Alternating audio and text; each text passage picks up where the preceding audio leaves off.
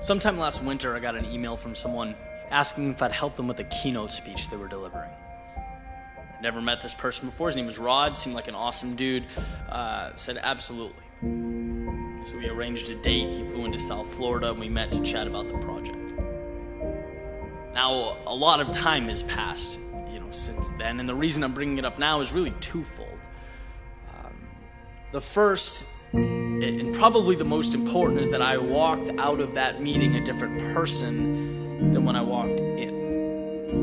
And I want to share my lesson learned because I know there are people out there that will help in a similar situation, maybe without even knowing it. And the second is, it's a perfect example of those emergent properties that seem to evolve out of life after days, months, years of compounded hard work that I talked about in last week's video. So back to the story, we're sitting there and he's telling me a little bit about himself. He started multiple multi-million-dollar companies, produced major motion pictures. Incredible dude, done incredible stuff. He sort of makes his way to the speech, which is why he was there. Talks a little bit about his vision, what he's written, where he could use my help. And, eventually asks, Eddie, what's it going to cost me? And I didn't care, right? I just wanted to learn from the guy. I mean, he's done some amazing stuff. And just being around interesting, motivated people, the more friends you have like that inspire you to push the bar, the better. And I remember I just sort of threw out a number, a low number, and he looked at me and I'll never forget it. He goes, Eddie, come on, man, be a fucking salesman. And he pulled out a check, wrote it for like 5 times more than I usually charge for something like that, and goes, from now on, you're never worth less than this number. And I drove away a completely different person than when I pulled in. I mean, Rod essentially shined a spotlight on the fact that I was capping myself, that I was creating walls around my potential, but not just economically, in a lot of different areas of life. It reminded me that we set our own value, we decide our worth, and it's very easy to undersell ourselves. The value you depict, the value you portray, well, that becomes your reality. Right? And I've been sort of in the weeds, in the micro level.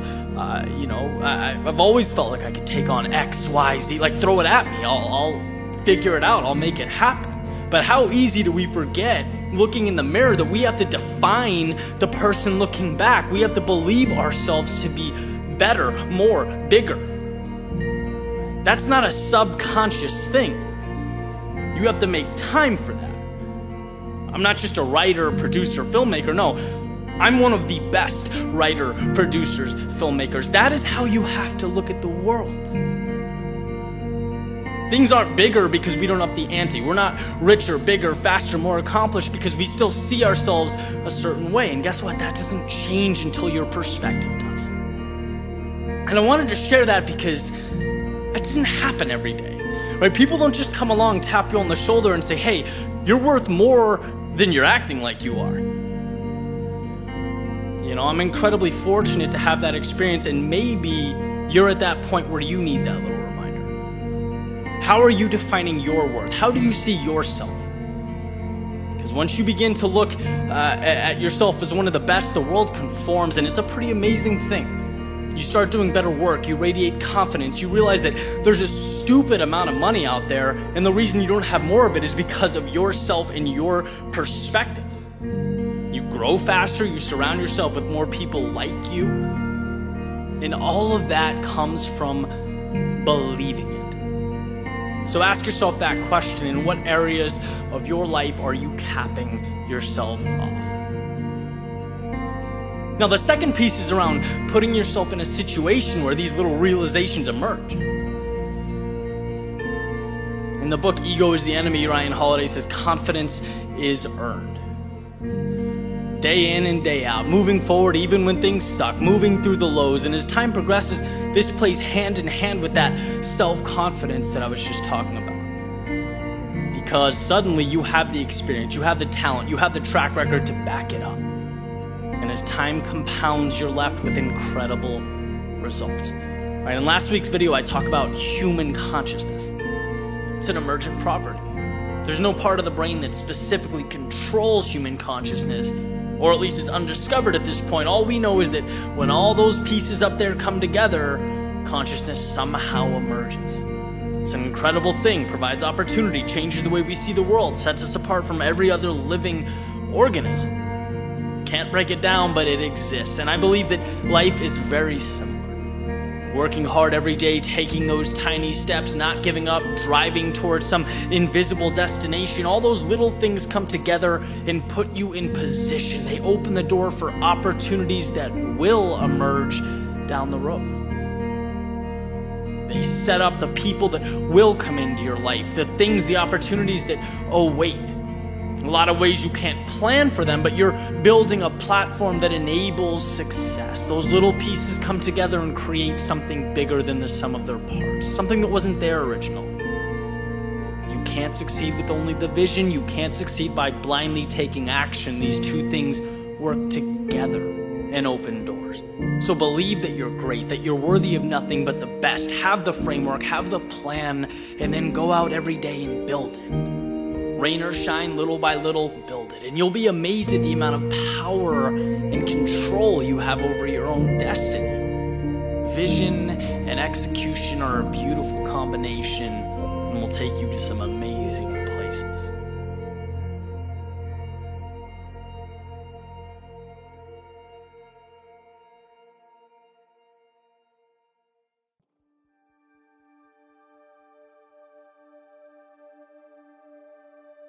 If there's time, then there's time to turn things around.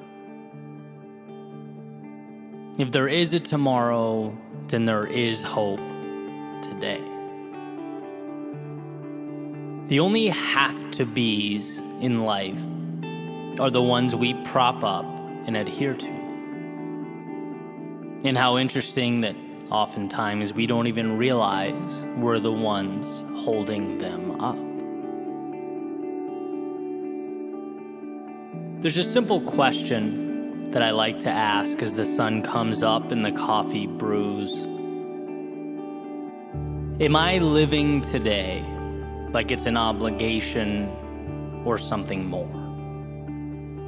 Is it an automatic continuation of the past or a methodical move towards a future that lights me up? And these aren't small distinctions.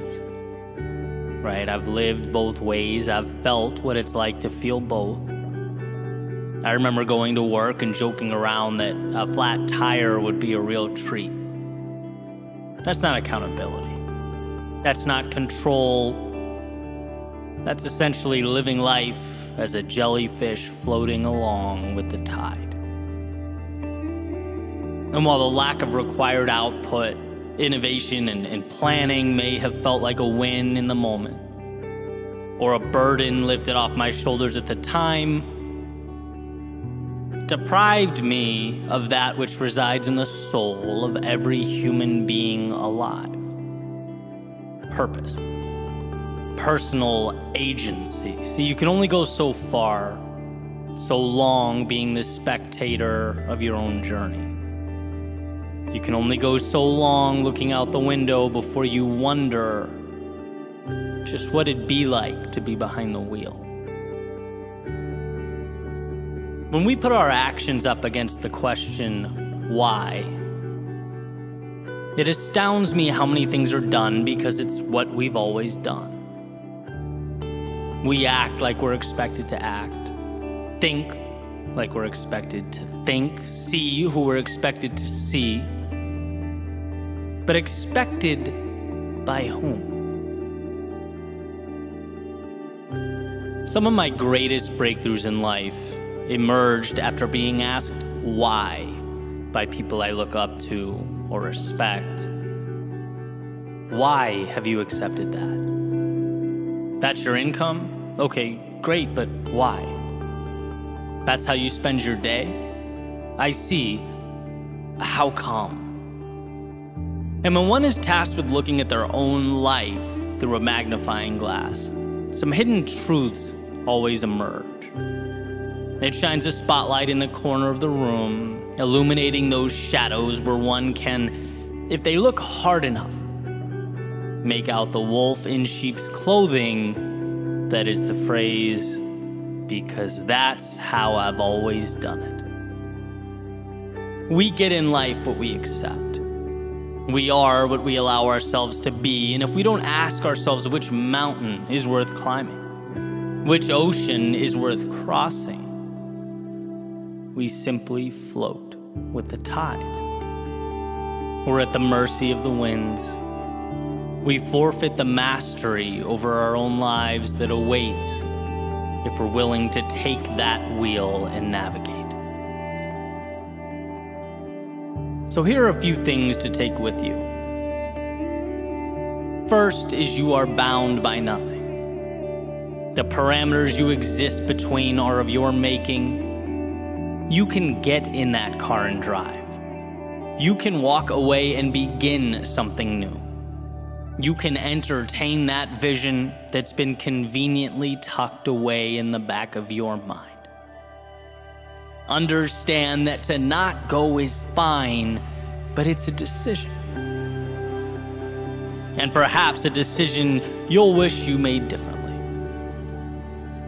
And second, difficult today liberates you tomorrow. It's easier to observe. It's easier to say how you wish things were. After all, stepping out into the fast-paced, chaotic world is tough. It's scary, it's unpredictable, but it's where you find yourself and the path that's calling your name. It's beyond the pins and needles, emerging as one jumps into the cold water, that they're able to find that evolution. If there's time, then there's time to turn things around. If there is a tomorrow, then there is hope today.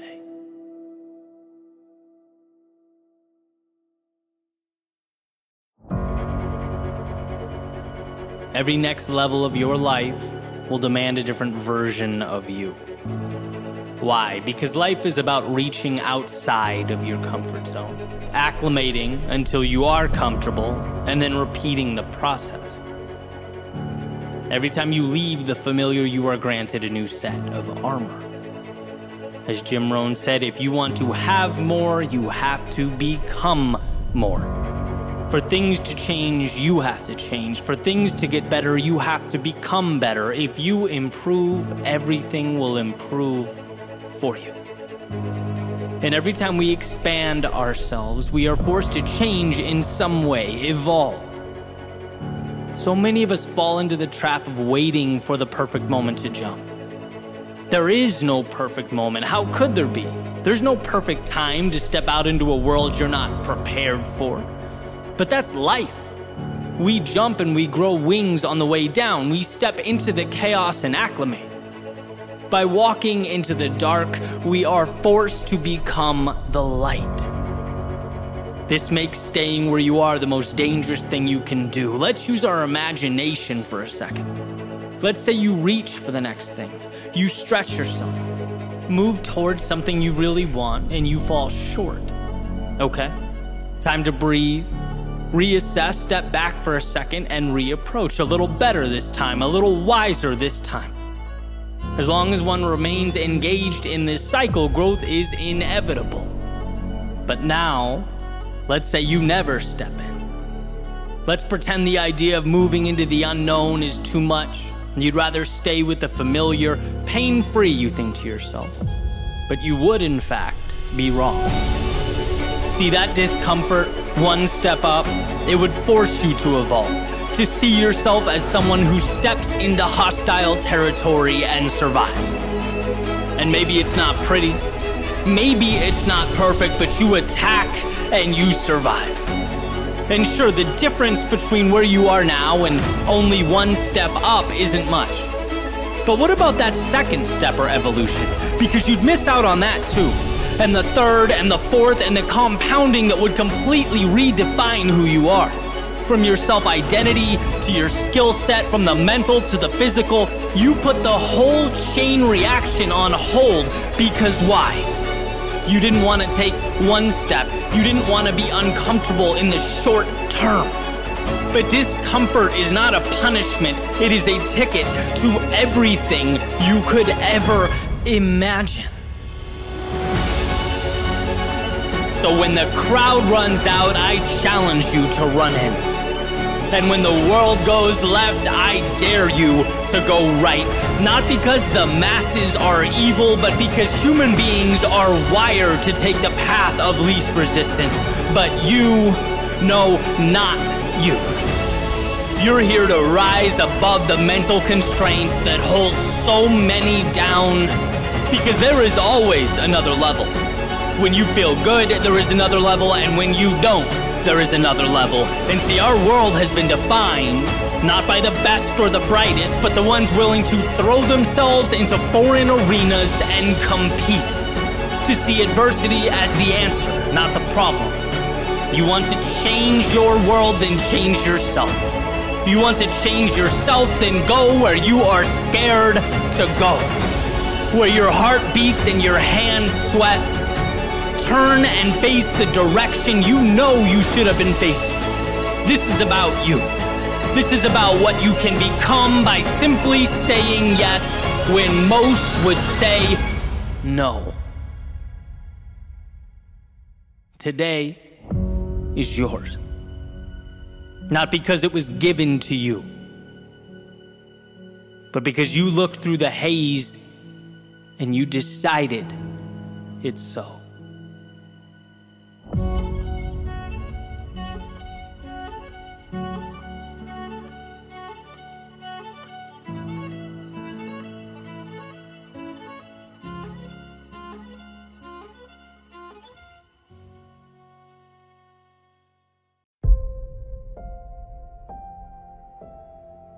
Why is it that the average person seeks out the advice of what feels like 1 million people before consulting himself? Knocking, looking, hoping. Is he looking for answers? Or looking for permission to be who he already knows he is? Is he looking for insight or just validation that his reflection is in fact okay? See, I think we all deep down know who we are, know what drives us. And even if we don't know exactly what the destination looks like, our hearts know the direction best suited to begin the pursuit. So how is it so easy to forget? Why do we get our antennas crossed? See, when life becomes about meeting requirements and fulfilling obligations, checking off boxes and checking in on time, we forget the basics. We forget to live for ourselves. As if our job is to play a part, not direct the movie. And playing a part is living up to expectations. Directing the movie, well, that's creating your own expectations. This world, your world, it belongs to you. It's a world with both unimaginable happiness, bliss, moments of ecstasy, and the occasional suffering, chaos that we have to navigate through. But I think all of it comes down to whether you trust yourself to live it for yourself. To remove the shackles, take the training wheels off, stop asking permission, and do what you've always known was the right thing. That part never changed. It just had to wait amidst all your looking for external direction, for you to pause and find the internal courage. Freedom is not a life without chaos.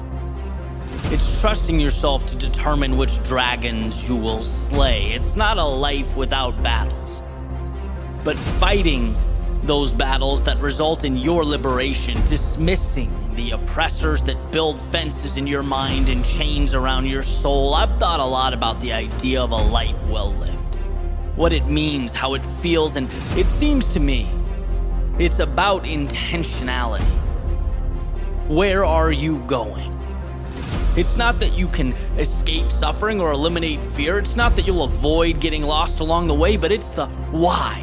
why we endure these things makes all the difference. Is it for a better tomorrow or simply to get through today? And it's amazing, accidentally stumbling upon that which scares you and intentionally facing that which scares you are so different that their occurrences trigger completely different neural networks in the brain. See, overcoming fear is ingrained in us. We want to grow. We want to evolve. We need more. The question is whether you will step out of the line that someone else made for you and live a life that is your own. And if it's crazy, great. Let it be crazy. If it's unique, perfect. Stand out. And if it scares you, my God, if it scares you, don't turn back. Don't you dare turn back. Give yourself the most important permission one can give, the permission to follow your intuition and your curiosity into tomorrow. Let the stakes be higher, but the rewards be meaningful. Let the chaos be your own to tame and to master. Every twist, every turn becomes not only a part of you, but a chapter in the story of your becoming. And as the seed you've held in your hand for so long finally meets the earth and grows so high that it connects you to the heavens, remember that this is your life. It's your obligation to live it fully.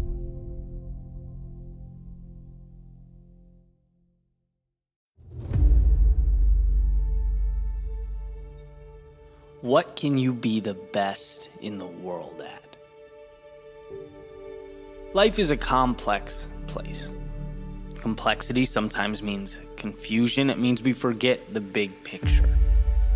What's our purpose? What are we chasing? What are we bringing to the world? What can you be the best in the world at? It's a little question I try and ask myself every day because I know if I stay close to it, my decision will have far greater impact. There will be more meaning in life. See, it pushes away the things that are appealing in the short term, but really don't take us anywhere in the long term. Because one of the coolest aspects of human nature is our ability to illuminate what matters and, well, mitigate what doesn't. Helps us focus on what's important. We need to go to the grocery store, well, we step out the front door paying attention to nothing but the task at hand, not the objects to our left or right. We don't know what colors the cars were that passed us by or the plants we walked by. We don't think about the blood pumping through our bodies, making it all possible as we walk to the car. We don't even see the car as its metallic components as it really is. We see it as our portal to a place that has the food. See, we are blind, but at the same time have this beautiful gift of vision. We see the path right to what's most important. So let's leverage that. And what I think we need to remember is to identify in our own lives what that means with regard to our purpose in the context of what we are becoming. See, every day I hear people talk about followers on social media, right? How do I get attention? How do I get noticed? How do I market myself or my brand to the world? How do I stand out? And every time I hear that, I always have this little internal reaction, like a voice saying, that's just so wrong. It's so backwards. You stand out by adding value to the world, by being good at what you do. It's that simple, really. And so look at it like this. We'll take a specific example. To worry about the marketing and the attention and the followers first is like worrying about the transportation of something you don't have yet or that's incomplete. It's like spending all your time worrying about the logistics of a cargo van and having no idea what that van is going to transport. Isn't the product the most important thing? And that's the question I ask myself when I'm caught up in something flashy or maybe out of line with my big picture. To make sure I'm on track in this crazy world, if social media disappeared tomorrow, are you good enough at what you do that you could take that product or service or skill set to another platform and start again? And if you're not, fine. But are you working towards it? Those are the parameters that we should all live between. Everything else tends to work itself out. Steve Martin's quoted as saying, "Be so good they can't ignore you." And that's what I find so exciting. The opportunity, the chance to build something sustainable. That's why this is a long-term play. And in a world where so much emphasis is put on perception, what's the reality? What's the story? Right? The pictures are great on the surface, but what's the value that resides below that, underneath? What are you working tirelessly day and night to be exceptional at? What are you reading to build yourself up as a force to be reckoned with, as a powerful, valuable individual? See, my world, a lot of what I do is immersed in social media, which is why it's so important that I remember the perspective that I step out. Social media is not the product. I'm thinking much bigger than that, and I hope you are too, whether it's academics or sports or art. What is your thing? What's going to be your arena? Where are you unstoppable? Where you add so much value that the world has to stop. Where sure, you can capture it on social media, but you can talk about it face to face with clients and family and friends and strangers on the sidewalk. You can write about it, teach about it. Where it's so much a part of you that the phrase competent doesn't even do it justice. That's where greatness lives. Not in screaming for attention or creating a facade. Those things don't stand the test of time. I'm talking about being truly remarkable. And we all have that ability. We're all capable of mastery in some area, moving towards something that matters. We just have to make the choice to own it. To see the world and all its opportunity for what it is, to begin. And what better a time than now?